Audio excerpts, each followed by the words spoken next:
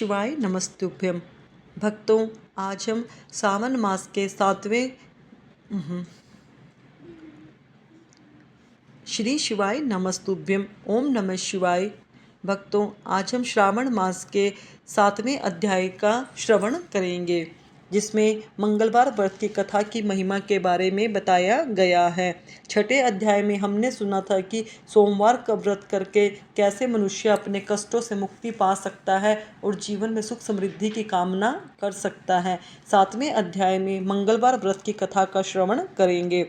भगवान सदाशिव ने श्री सनत कुमार से कहा, अब मैं मंगलवार व्रत के महात्म को सुनाऊंगा। ध्यान पूर्वक सुनिए। इस व्रत के करने से वैधव्य का नाश होता है। शिव की पूजा का विधान है। स्त्रियां अपने पति की लंबी आयु के लिए यह व्रत करती हैं कि उन्हें अखंड सौभाग्य की प्राप्ति हो। विवाहित स्त्रियां अपने संतान प्राप्ति के लिए भी यह व्रत करती हैं और कुंवारी कन्या इस व्रत को मन भावन पति प्राप्त करने के लिए करती हैं। यह व्रत करने से वैधव्य का नाश होता है। विवाहोत्तर 5 वर्ष तक इस व्रत को करना चाहिए। इस व्रत का नाम मंगला गौरी व्रत है। यह व्रत ताप को नाश करने वाला है। विवाह के पश्चात पहले मंगलवार के दिन इस व्रत को आरंभ करना चाहिए। पुष्प मंडल का निर्माण करके उसे कदली स्तंभों से शोभित करना चाहिए। मंडप में देवी की सोने की प्रतिमा बनवाकर स्थापित करनी चाहिए। यदि सोने की प्रतिमा बनवाने की शक्ति न रखते हो तो अपनी शक्ति के अनुसार किसी अन्य धातु की प्रतिमा बनवाकर स्थापित करनी चाहिए। इसके बाद उस प्रतिमा का अर्चन करना चाहिए। उस मंगलागौरी की प्रतिमा का षोडोपचार तथा 16 दुर्वा दलों से और 16 चिड़ाचिड़ी दलों से, 16 चावल, 16 चने की दाल के दानों से अर्चन करना चाहिए। 16 बत्तियों का एक दीपक होना चाहिए अथवा 16 दीप जलाकर भक्ति द्वारा दही तथा चावलों का नैवेद्य अर्पण करना चाहिए। देवी की मूर्ति के पास सिल्लोडा रखना चाहिए। इस तरह 5 वर्ष तक व्रत करना चाहिए। फिर उद्यापन करके माता को वायना देना चाहिए। अब वायना के संबंध में सुनो। मंगला गौरी की एक पल सोने की प्रतिमा बनवानी चाहिए या आधे पल या आधे से आधे पल की प्रतिमा बनवानी चाहिए। अपनी शक्ति के अनुसार सोने अथवा चांदी के घड़ों को चावलों से भरना चाहिए। उस घड़े के ऊपर पहनने के लिए कपड़े या चोली रखनी चाहिए। देवी के नज़दीक, जैसे कि मैं ऊपर भी कहा गया है, कि सिल्लोडा रखना चाहिए। यह सिल्लोडा चांदी का होना चाहिए। इस प्रकार माता के लिए वायना देना चाहिए। फिर 16 सुहागन ब्राह्मणियों को भोजन करवाएं।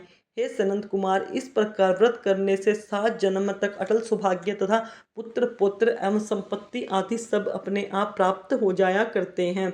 सनत कुमार ने भगवान श्री सदाशिव से पूछा, प्रभु, इस व्रत को पहले पहल किसने किया था? उसके करने से किस फल की प्राप्ति हुई थी? कृपया करके आप मुझे इस व्रत के संबंध में इस प्रकार बतलाइए जिससे इस व्रत में मेरी श्रद्धा हो जाए। भगवान श्री सदाशिव ने कहा, हे सनत कुमार, प्राचीन काल में कुरु देश में सुकृति नाम का एक राजा शास्त्र ज्ञाता, कीर्तिमान तथा शत्रु रहित था। वह 64 कलाओं का जानने वाला तथा धनुर्विद्या में निपुण था।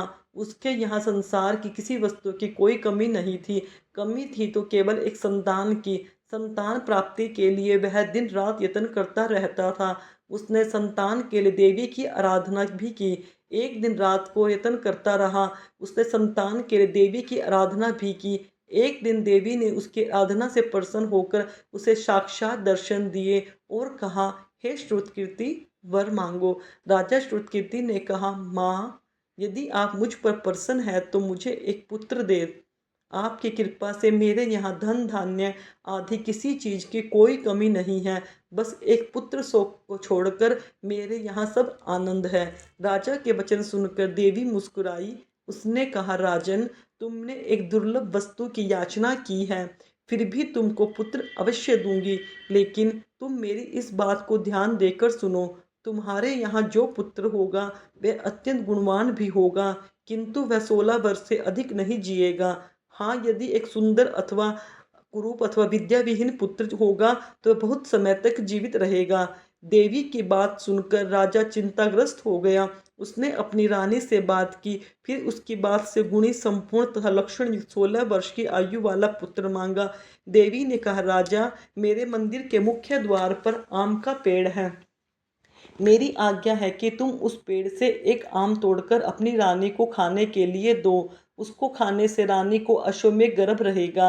राजा ने प्रसन्न होकर देवी के मंदिर के मुख्य द्वार पर जो आम का पेड़ था, वहां से एक आम तोड़कर अपनी पत्नी को खाने को दे दिया। रानी ने देवी के आदेशानुसार फल खाया और 10 मास के पश्चात उसके यहाँ देवपुत्र तुल्य पैदा हुआ। हर्ष शोक से संपन्न राजा ने राजकुमार का जातकर्म आदि संस्कार करवाया। भगवान सदाशिव का ध्यान धरकर उसका नाम चिरायु रखा। लड़का अपने माता पिता की देखरेख में चांद की तरह बढ़ने लगा। दिन बीतते चले गए और उसका 16वां वर्ष आरंभ हो गया। राजा रानी दोनों को चिंता सताने लगी। राजा ने सोचा, मैंने यह पुत्र बड़े कष्टों से प्राप्त किया है, अपनी आंखों से इसकी मृत्यु को कैसे देखूंगा। यह विचार करके उसने राजकुमार को उसके मामा के साथ काशी भेज दिया। जाने के समय रानी ने अपने भाई से कहा, यह विचार करके उसने राजकुमार को उसके मामा के साथ काशी भेज दिया। जाने के समय रानी ने अपने भाई से कहा, तुम कार्पटिक वेश धारण करके राजकुमार को काशी ले जाओ। मैंने इसके पूर्व जन्म से भगवान श्री सदाशिव से प्रार्थना की थी कि हे प्रभु, पुत्र प्राप्ति पर मैं उसे जगतपति की यात्रा के लिए भेजूंगी। तुम इसको इसी समय काशी ले जाओ, इसकी देह प्राण की रक्षा करना। रानी का भाई अपनी बहन की बात सुनकर भानजे को साथ लेकर काशी चला गया। कई दिन की यात्रा के पश्चात यह आनंद नगर पहुंचा। वहां पर वीरसेन नाम का राजा राज्य करता था, जो कि शास्त्र ज्ञाता, कीर्तिमान तथा शत्रु रहित था। उस राजा की कन्या मंगला गौरी अपने रूप लावण्य के कारण चहुं ओर प्रसिद्ध थी। मानो वह राजकुमारी आकाश के चांद की तुलना में धरती का चांद थी। जिस समय राजकुमार चिरायु तथा उसका मामा आनंद नगर में शहर से बाहर के शाही बगीचे में पहुंचे, उस समय राजकुमारी मंगला गौरी अपनी सखी सहेलियों के साथ खेल रही थी। राजकुमार चिरायु तथा उसका मामा खेलती हुई लड़कियों को देखने लगा। खेलती हुई लड़कियों में से एक ने क्रोध से भरकर राजकुमार को रंडा कहा।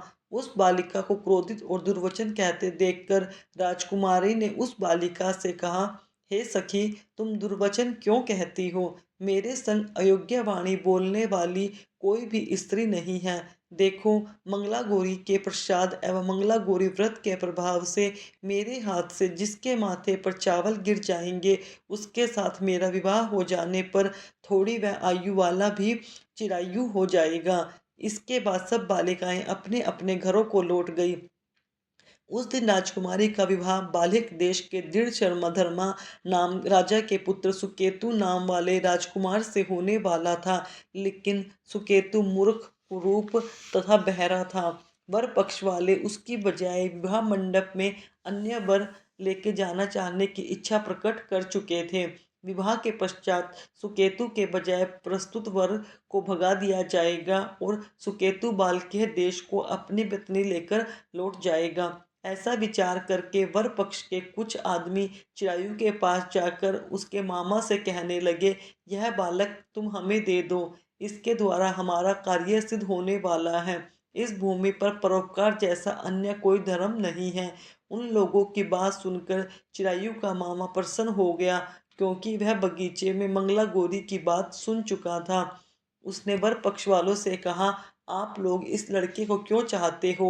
विवाह के लिए वस्त्र गहने आदि तो मांगे जा सकते हैं, लेकिन कोई वर थोड़े ही मांगता है। फिर भी मैं आपको बता देता हूँ कि जो लड़का आपको दे रहा हूँ, वर पक्षजने राजकुमार चिरायु को विवाह मंडप में ले गए और विवाह कार्य सिद्ध हो गया।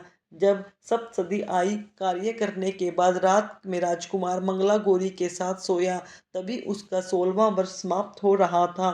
ठीक उसी समय काल साप के रूप में वहां आया। संयोगवश उसी समय राजकुमारी की नींद खुल गई और वह सांप को देखकर मारे भय के कांपने लगी। फिर उसने भय त्याग कर सांप की पूजा की, पीने के लिए उसे बहुत सा दूध दिया और प्रार्थना की, दीन वाणी से उसकी स्तुति की। मंगला गौरी ने कहा, मैं उत्तम व्रत करूंगी, मेरे पति देव जीवित हो जाएं और चिरंजीवी हो। देखते ही देखते सांप कमंडल में प्रवेश कर गया। अपनी कूच की चोली से राजकुमारी ने कमंडल का मुख बांध दिया। उस समय राजकुमार अपने शरीर के अंगों को ऐंठते हुए जागकर उठकर बैठ गया। उसने राजकुमारी ने माता के समीप जाकर लड्डू आदि लाकर राजकुमार को खाने के लिए दिए। राजकुमार ने प्रसन्न होकर भोजन किया। हाथ धोते समय उसके हाथ से अंगूठी गिर गई। वह पान खाकर दोबारा सो गया। उसके सोने के बाद राजकुमारी कमंडल को बाहर फेंकने के लिए गई, लेकिन विधि के विधान से बाहर जाते समय चमकते हुए हार की चमक देखकर चकित रह गई। उसने उस घट के स्थित हार को अपने गले में पहन लिया। थोड़ी रात बाकी रहने पर चिरायु का मामा आकर उसे ले गया। चिरायु के जाने के बाद वर पक्षीय जन सुकेतु को वहां ले आए। मंगला गौरी ने जब सुकेतु को देखा तो कहा, यह मेरा पति नहीं है। इस पर वर पक्षीय जनों ने राजकुमारी से कहा, हे देवी, यह तुम क्या कह रही हो? यदि कोई पहचान हो तो कहो। मंगला गौरी ने कहा, रात को मेरे पति ने जो मुझे जड़ाऊ हार दिया, उस हार के रत्नों की सुंदरता यह बतलाए, यह कोई अन्य ही है। रात्रि में आम्र सेचन के समय मेरे पति का केसर युक्त पद मेरी जांघ में लगा हुआ है। सब लोग उसे देखो। रात के समय मेरे और मेरे पति के बीच में जो बातचीत हुई है, हमें क्या भोजन किया, यह भी बतलाए। यह मेरा पति होगा। मंगला गौरी की बात सुनकर वक्ष पक्षीय जनों ने कहा, ठीक है, लेकिन सुकेतु उपरोक्त प्रश्नों में से किसी एक का भी उत्तर नहीं दे सका। इस पर कल्याण पक्ष वालों ने उसके साथ राजकुमारी को भेजने से इनकार कर दिया और वर पक्षीय जन अपना समूह लेकर जैसे आए थे वैसे ही लौट गए। मंगला गौरी के पिता महाराजा वीरसेन ने प्रसन्न होकर एक महान यज्ञ रचाया। उसने यह भी सुना कि वर पक्षीय जन किस प्रकार अपने कुरूप राजकुमार के बजाय किसी अन्य सुंदर युवक का विवाह के मंडप में ले आए थे। उसके साथ मंगला गौरी का विवाह हुआ था। अब मंगला गौरी राजमहल के बरामदे में एक चीक की ओट में बैठ गई। प्रत्येक आते जाते यात्री को देखने लगी ताकि उनमें उसे कहीं चिरायु दिखाई दे। उधर मामा के साथ वहां आना पहुंचा। जो ही वह चीक के सामने से गुजरा, मंगला गौरी ने उसे देखकर कहा, पिताजी, मेरे पति आ गए हैं। राजा ने तुरंत ही मामा भांजे को राजभवन के भीतर बुलवा भेजा। मंगला गौरी की बताई हुई सब निशानियां चिरायु में मौजूद थी। राजा ने वस्त्रभरण, अश्वमेध यज्ञ, गज, रथ तथा अन्य बहुत सी चीजों के साथ मंगला गौरी चिरायु के साथ कर दी। उसके बाद चिरायु राजा वीरसेन से विदा होकर अपनी पत्नी एवं मामा के साथ कुलनंदन सेना सहित अपने नगर को गया। जब उसके माता पिता ने लोगों के मुख से उसकी वापसी के संबंध में सुना तो उन्हें इस बात पर विश्वास नहीं हुआ। वह सोचने लगे कि भाग्य के विपरीत कैसे हो सकता है। वह अभी यह सोच ही रहे थे कि राजकुमार चिरायु ने माता पिता के चरणों में प्रणाम किया। माता ने उसका सिर सूंघा और उसके आनंद का कोई वार पार न रहा। फिर उसने पुत्र वधू को अपनी गोदी में बिठाकर उससे सारा हालचाल पूछा। भगवान शंकर बोले, हे महामुने, मंगला गौरी ने उसको व्रत महात्म तथा पिछला समस्त घटनाक्रम बतलाया। हे सनंद कुमार, मंगला गौरी के कारण ही तभी से यह व्रत मंगल गौरी के नाम से प्रसिद्ध हुआ। इसे जो कोई भी सुनेगा अथवा इसका कीर्तन करेगा, उसके सभी मनोरथ सिद्ध हो जाएंगे। इसमें